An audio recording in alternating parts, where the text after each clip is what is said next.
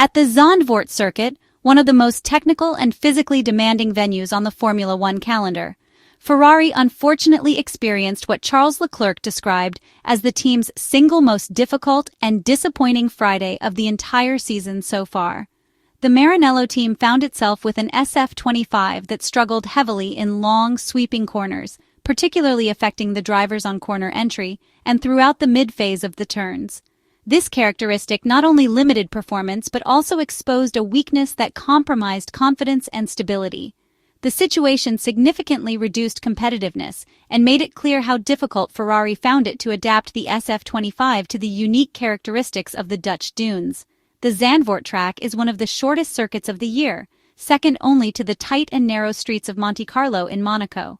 Despite its compact layout, Zandvoort remains one of the most complex, selective, and technically challenging tracks in Formula One.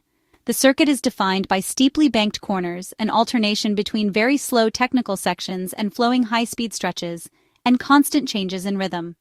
All of this demands a car with absolute precision at the front end, high levels of aerodynamic load, and a finely balanced setup that allows drivers to carry speed through every turn with confidence, using every available centimeter of the racing line to their advantage. On such a demanding layout, where the margin for error is virtually zero and every mistake carries a heavy price, the work carried out on track becomes more than simple preparation. It turns into both an art form and an essential technical exercise. Drivers and engineers alike must understand and decode the very specific challenges posed by Zandvoort. The track's selective nature exposes any weakness immediately and makes it extremely difficult to push the car to the absolute limit, particularly when unpredictable gusts of wind destabilize cars that are already suffering from fragile aerodynamic balance. Ferrari was confronted directly with this reality.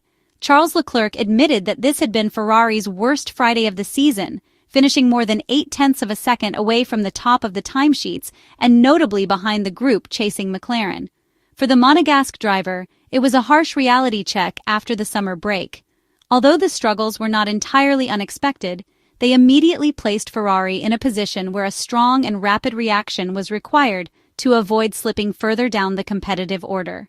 It had never been a secret that Zandvoort might not suit the characteristics of the SF-25 particularly well.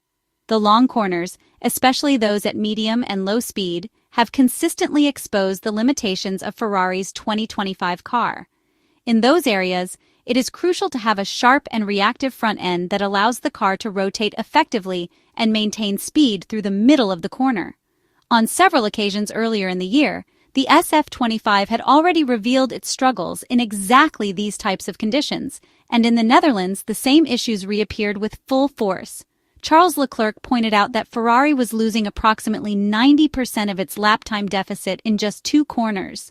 He explained that there was something about the SF-25 that, at the moment, was simply incapable of performing properly in those particular sections of the circuit. He said that the engineers were trying to understand why this problem was concentrated in such a specific way, since normally performance deficits were spread out more evenly across a lap. He added that the team's objective would be to work intensively to find a solution targeted specifically at those 2 corners. While Charles Leclerc did not publicly name the exact turns, an analysis of telemetry data and radio communications indicated that the critical areas were Turn 1 and Turn 9. Both of these are long corners that demand an extremely precise response from the front end of the car in order to maintain balance and carry speed.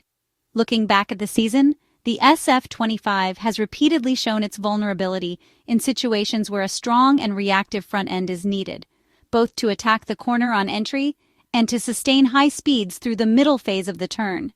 The issue becomes even more evident in long and extended slow-speed corners, where the lack of sufficient front grip results in heavy understeer. This forces the drivers to struggle when trying to rotate the car and complete the turn cleanly. As a result, the SF-25 suffers a reduced mid-corner speed, which becomes clear when comparing telemetry traces with other teams. Against McLaren, which has excelled in this type of corner throughout 2025, Ferrari's disadvantage was particularly obvious. Even against other leading teams, the SF-25 underperformed, although not always in such a pronounced way. Red Bull, for example, also struggled somewhat with car rotation at Turn 1, but the team managed to recover lost time elsewhere, especially in the quicker sections of the track. For Charles Leclerc, the fundamental problem is that there is no instant fix. Although the majority of Ferrari's time loss was concentrated in just a couple of corners, the risk of overcompensating to fix those issues was high. Any attempt to radically improve performance in those areas could come at the expense of balance and speed elsewhere on the track, turning potential solutions into a dangerous boomerang that would ultimately hurt overall competitiveness. Another major concern was that the Ferrari SF-25 did not display any clear strengths on Friday. Even in sections where the car appeared to recover some ground on McLaren, such as the acceleration phase from Turn 3 onwards, the improvement seemed more related to McLaren's potentially conservative engine maps than to Ferrari's actual progress.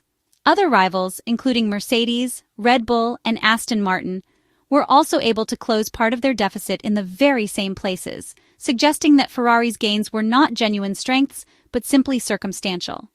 What really distinguished the pursuing teams from one another was the amount of time lost in the sectors where McLaren set the benchmark.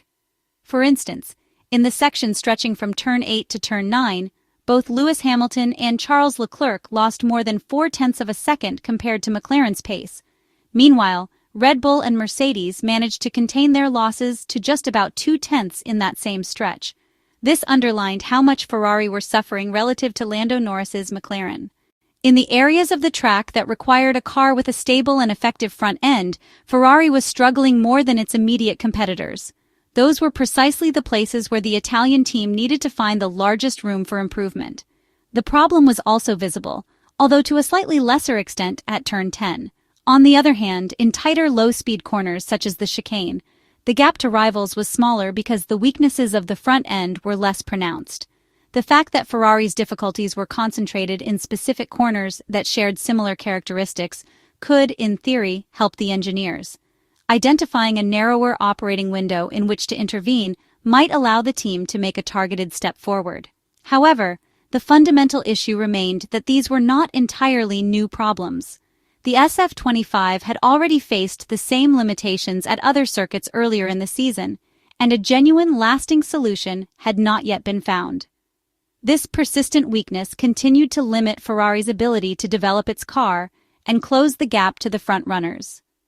The Zandvoort circuit is ultimately a place defined by compromises. From the perspective of both driving dynamics and car setup, every choice has consequences. Even something as small as a few millimeters of ride height, as observed during Free Practice 1, can have a dramatic impact on performance. Unfortunately for Ferrari, the concept of compromise is the word that most accurately describes the challenge with the SF-25 at this venue. The team must somehow find those critical tenths of a second in the corners that hurt it most, while at the same time avoiding sacrificing performance in other areas of the lap. Achieving this balance has proven to be extremely difficult and continues to underline the uphill task facing Ferrari as the 2025 Formula One season progresses.